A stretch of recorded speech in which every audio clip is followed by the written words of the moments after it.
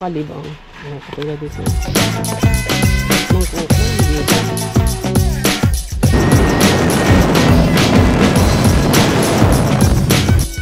Ito from Idaho, yung potato nila, fresh tag. Good morning, ohayo gozaimasu. Nice weather today. Andito pa rin tayo sa Utah. So, nag-check out na kami ngayon. So, today, long drive na naman kami. So, bago kami umuwi ng Washington, ay mag-iikot-ikot muna kami dito sa Utah.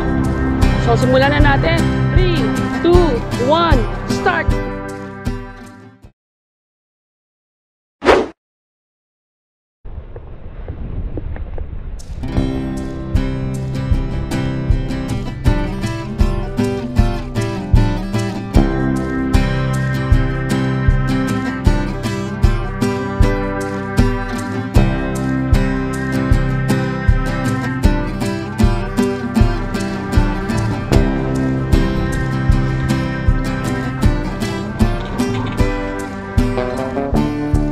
Tayo ngayon sa Ross.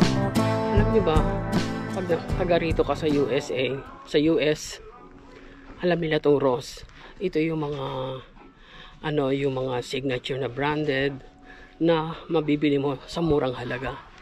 So, nandito tayo sa Utah. So, marami rin namang Ross dun sa bandang Washington. Kaya lang, syempre nandito ka, gusto mong makita kung ano ang laman ng Ross nila. Kasi depende rin sa sa state yun eh. So yun lang, pinakita ko lang sa inyo itong Ross, okay?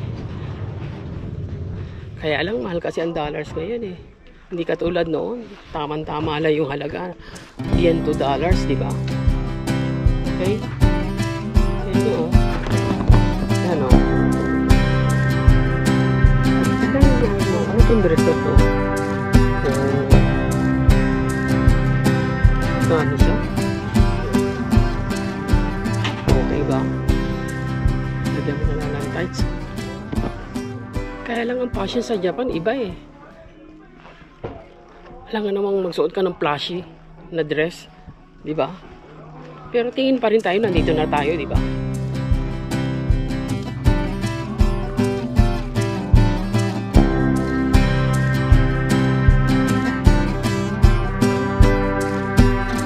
Alam mo, ang paborito kong tingnan dito sa Ross, yung mga gamit sa bahay. Mga ganyan. Yan. Iba kasi, marami silang mga magagandang mga utensil. Lapit na talaga Christmas. Puro Christmas na ang mga mga display, Tulad dito, oh. Ganda, oh. Ang saya, di ba? Kung pwede mo lang iuwi lahat, iuwi mo eh, no? Kaya lang, limited lang yung aking bagay. Mga underwear, oh. Alam nyo dito sa US, magaganda mga underwear nila. Oh, yung mga malalaking size, ang dami, di ba? Magsawa ka eh, oh. Ano ba to? Ibang klase eh.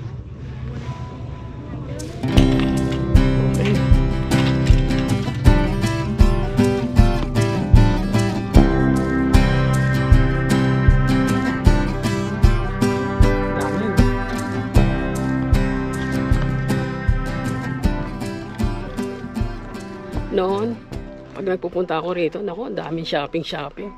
Eh, yung iba, hindi ko pa nagagamit eh. Kaya control na rin ang aking pagsha-shopping. Hindi na katulad nung dati. Masaya lang akong naka-window shopping. Mga ganun ba? Marami siyang points.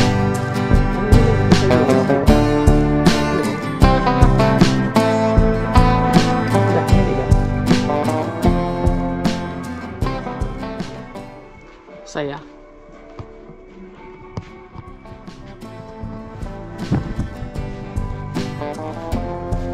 Ano ito? Wow. Nice. Mga dress ng bata. Ang cute oh.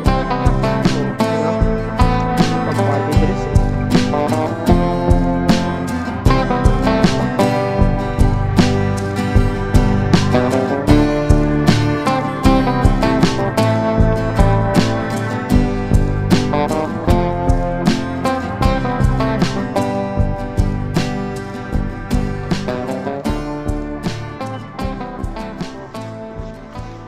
Yung mga malalaking size, andito na lahat. Sawa ka.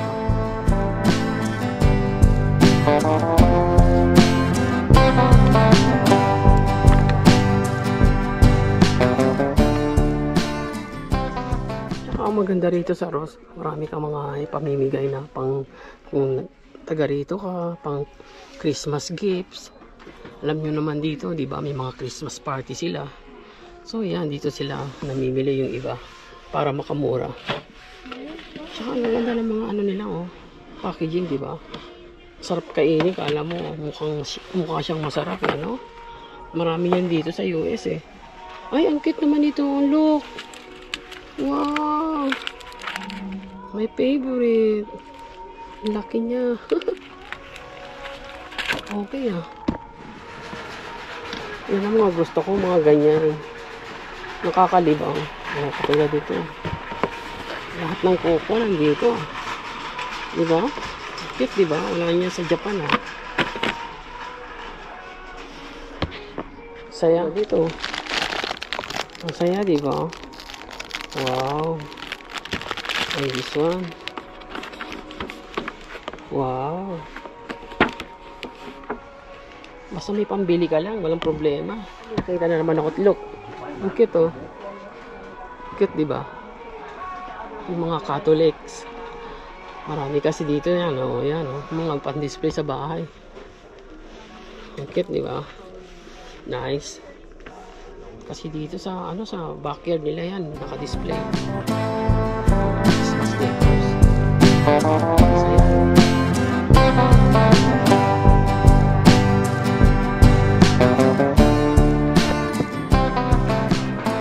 Yan mga favorite ng mga sawegon. Yan mga ganyan. Saya, diba? Pinakita ko lang sa inyo ang Ross dito sa party ng Utah, okay? Saya, diba? Pero mas maganda doon sa Washington, sa tingin ko, ha? As of now, ha? Noon, kasi pag nagpupunta ako ng Ross sa bandang Washington, marami talaga. Pero dito kasi sa Utah, first time ko lang to dito. Baka sa ibang lugar ng Ross marami. Iba-iba kasi sila ng ano, ng content eh. Okay? Okay, yun ang na-share ko sa inyo.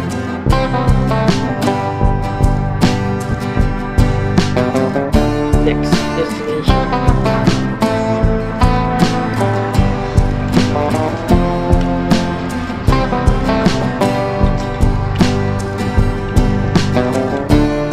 Let's go.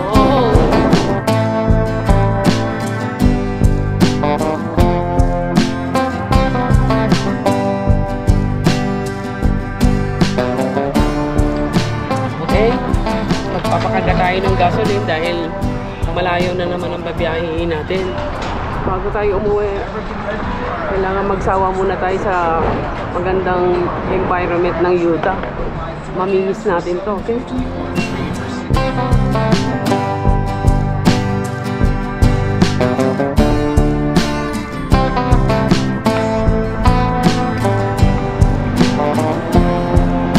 Okay ba? Nice. Mga ganyan ba? Yung mga food section, ayan katulad yun. Nakakaaling, di ba tingnan? Enjoy, di ba? Wow, looks good. Kakaiba sa Japan, di ba? Dami rin nilang drinks, no? Saya, di ba?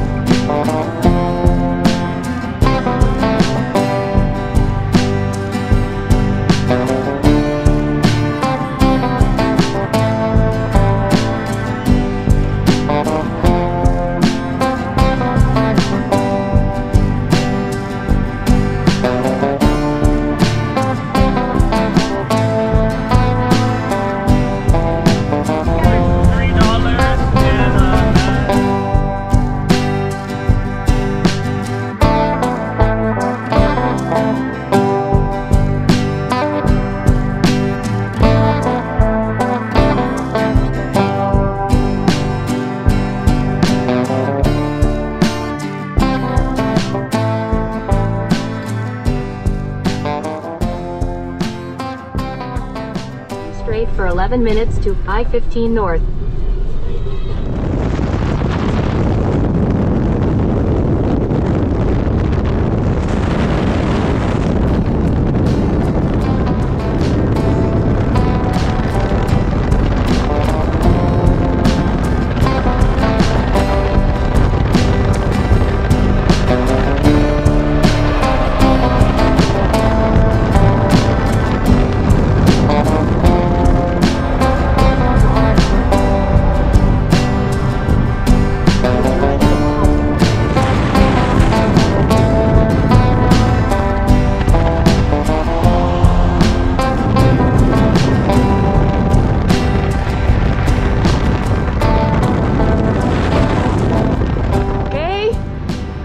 Over lang muna kami rito. Dahil siyempre pag long drive, 'di ba? Nakakapagod kung straight kang magda-drive. So, dito muna tayo sa McDonald's ng Idaho. Malayo-layo pa yung aming biyahe. Okay ba? Ito ang lugar ng Idaho, City of Jerome. Meron akong konting share sa inyo. Meron akong kinain na ano. Kasi matagal ko nang hindi nakakain, nang hinayang ako, tinikman ko. Sumakit ang tiyan ko kaya huminto muna kami rito. Dito sa banda rito. Sasabihin sa inyo, alam nyo ba dahil nandito tayo sa Idaho, ang potato dito sa McDonald's ay galing sa Idaho. Dahil ito hong Idaho, dito daw ho nanggagaling ang mga potato. Kaya pala yung mga dinaanan ko, mga country yung dating eh.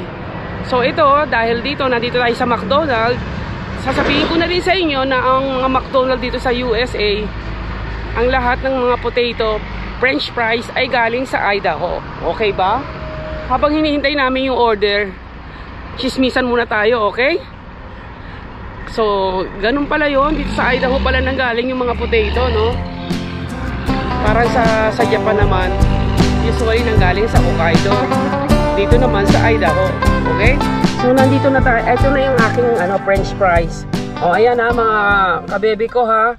Itong French fries nito from Idaho, yung potato nila, fresh talaga, okay?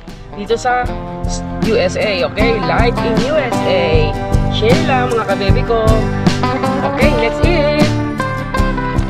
Hi, Dozo!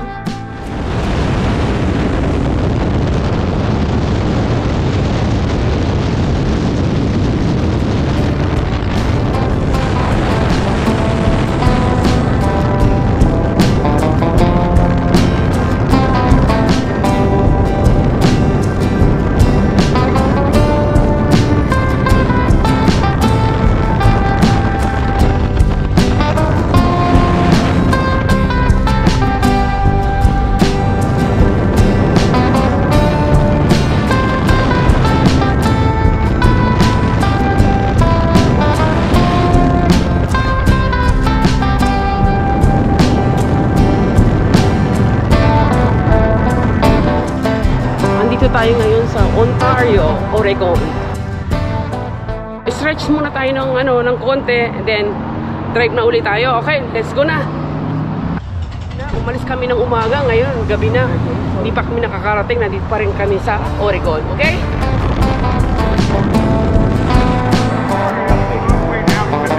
Ganda. So, andito tayo ngayon sa Kennewick, Washington. At last nakarating na kami ng Washington. Okay? So meaning mga 4 hours pa driving going home. So mga 9 o'clock na rito ng gabi sa Washington. Ngayon magkakarga uli ng gasoline. Nakita nyo naman, di ba? So kailangan talagang magkarga dahil mahirap na mamaya ma-stop ka pa sa highway.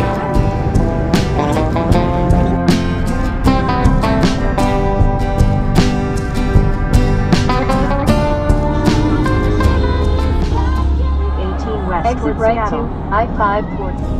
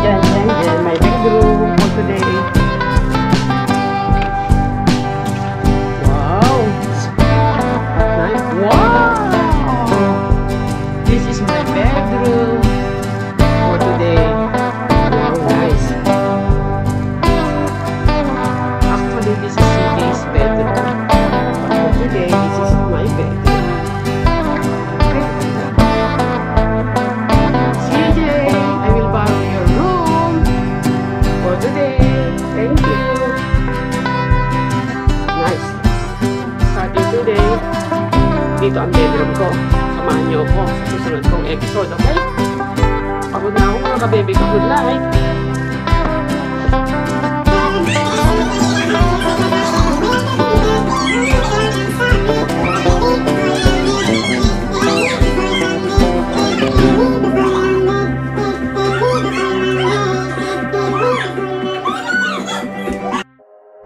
Hey Babyco channel, thank you guys for watching.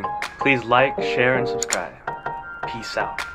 ください。じゃあねー。